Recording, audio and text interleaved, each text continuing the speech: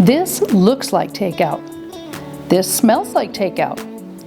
And if you put this in one of those white paper box cartons, your family would absolutely believe you.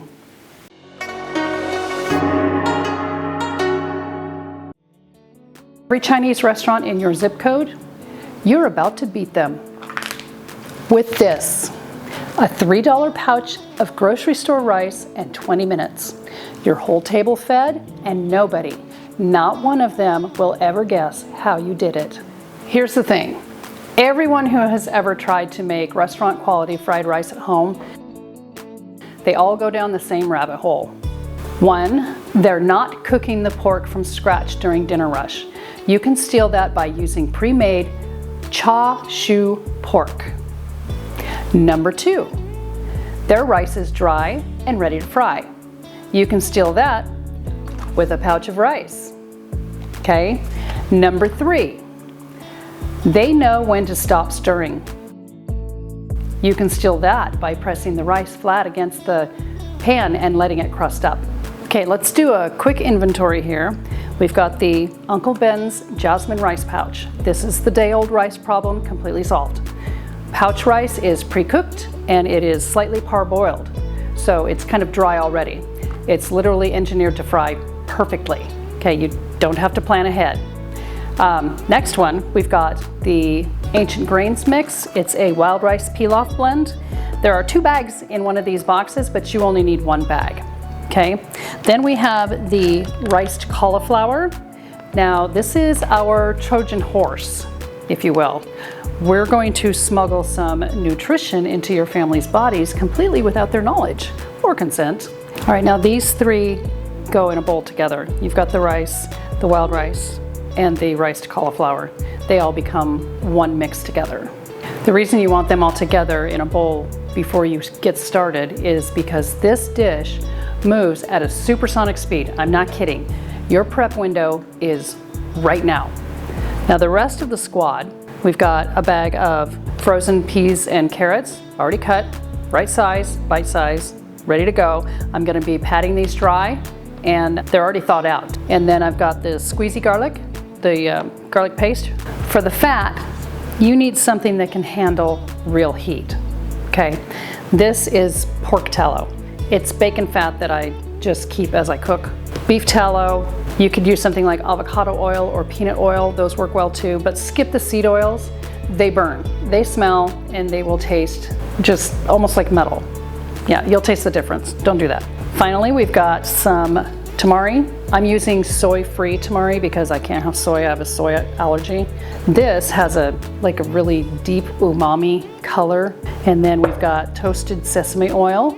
This is for your finish. Green onions. We're going to use the whites in the mix, and then we're going to use the greens for the garnish on top.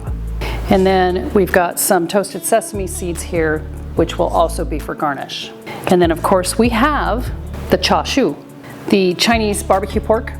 Now I make my own because I, again, have a soy allergy, but you can buy this already made at just about any grocery store or Asian market. And that's a huge shortcut. Optional items, if you're into heat, you could add a little chili crunch oil. And if you want to make it a major meal here, you could also add some bean sprouts, which I think I'm probably going to do. But you'll drain these and you will dry them with a paper towel, or it will make your rice really mushy. So you don't want all that liquid in there. One thing to remember, I can't stress this enough, everything you just saw must be prepped and ready next to the stove. There's no pausing to slice things, there's no opening a bag mid-cooking, okay? Mise en place isn't a fancy French concept here, it's a survival rule. Now let's get that wok screaming over high heat and get this started. Let's add some fat, and that should melt and start sizzling right away. In go those eggs.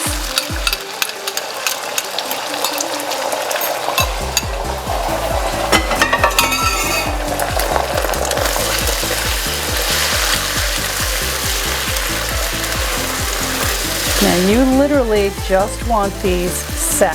That's it. Just set.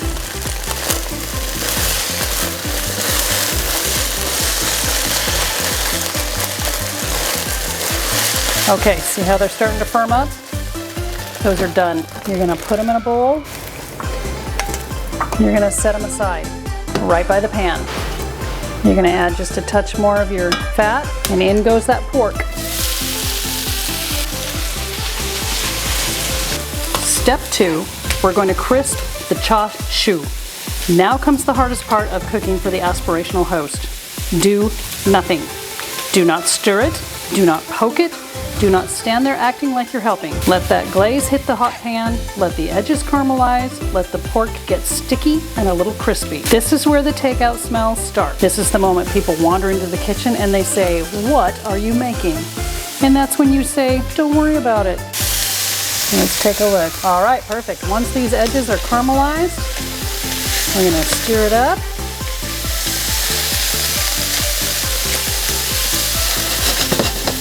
Let it do it some more. Now it's gonna go back in the bowl that it came from, next to the stove, because it too, like the eggs, will be back. All right, step 3, aromatics. This is your onions and your garlic. 30 seconds. That's all you have with garlic. That's all it needs. You'll know when it's ready when your kitchen suddenly smells like the back of a really good takeout place. Getting a little brown, starting to get that smell. Garlic has a very short journey from delicious to betrayal, so don't overcook it. That smells about right. That means it's step 4. It's time for the rice. We're gonna push this to the sides of the pan. And again, do the hardest thing ever, which is nothing. We gotta let that fry, let that get that base, that crisp on it. About 30 to 45 seconds untouched. We're building a little crust on the bottom of that rice. Crust is your flavor, that crust is your texture. That crust is the difference between fried rice and, I don't know, sad, steamy rice confetti. Oh yeah, I can see it building. See that? So let's stir it up and do it again. Gonna repeat this 2 or 3 times. On to step 5, the vegetables. We're going to push the rice to the sides like so, and in they go. The center of the wok is the hottest part, so we're gonna put it to good use. We're gonna let those heat through for a minute or 2. I mean, they're already cooked, so we're not trying to turn them into baby food. We just wanna warm them up. All right, step 6, this is where we bring it all together. The eggs go back in, the pork goes back in, get this mixed up.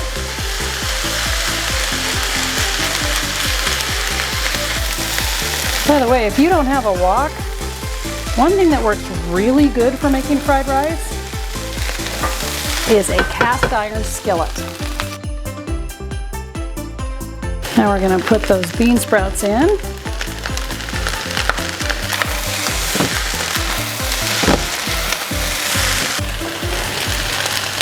Few of those green onions for color. Save the rest for the garnish. All right, here it is. The tamari sauce goes on the outside of the pan, okay, around the edge of the wok. You want it to hit the hot metal first so it'll caramelize instantly, and it sizzles, it concentrates, it darkens, then it slides down into the rice, and it knows exactly what to do. That one move makes this taste less like I added soy sauce and more like somebody in the back knows what they're doing. Now let's toss everything together. Look at that color. See how dark that got? All right, off the heat. The sesame oil goes in now. I'm gonna drizzle some on there. Always off heat. The whole point of toasted sesame seed oil is the aroma, and if you blast it with too much heat, you burn off the thing that you paid for. One final toss, spread that oil through there. And I need to stop here for 1 second because this is my favorite part of the whole recipe. Do you know what's in that wok right now? Cauliflower, ancient grains, mixed in with the rice where nobody can find them. It looks exactly like pork fried rice. It smells exactly like pork fried rice. I have served this to people who have absolutely no idea. Not the picky eaters, not the I don't like healthy food people, not the person who claims they can always tell. They can't, okay? They're too busy eating this pork fried rice like they've been personally wronged by hunger or something. This isn't a recipe, that's a cover-up. And around here, we call it dinner. Now for the table, you're feeding a crowd. So own the presentation, okay? You're gonna either heap it into a large serving dish like I'm going to do, or maybe you have a big platter that you want to mound it high and spread it around.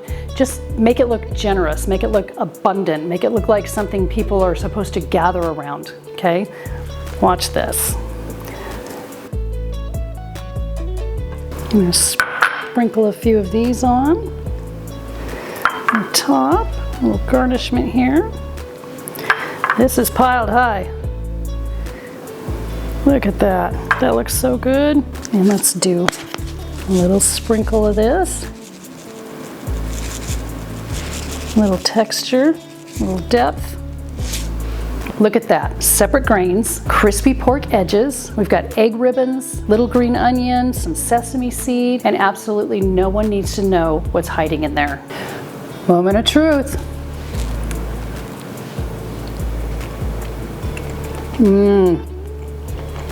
Ooh, that's really tasty.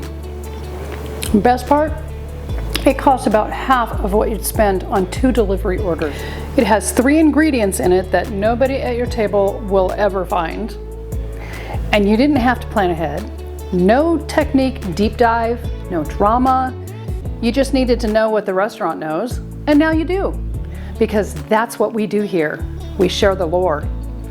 And honestly, the shortcuts and tricks in this dish are just one piece of a massive blueprint that I call the Shortcut Pantry System. It's a full toolkit that I'm dropping very soon for exactly this kind of cooking. This is what will make you look like the aspirational host that you are.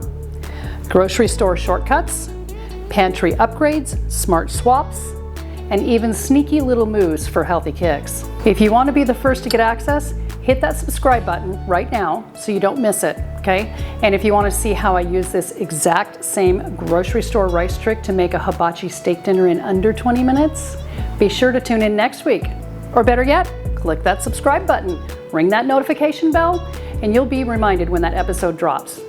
Remember, know the lore, own the table. I'll see you next time.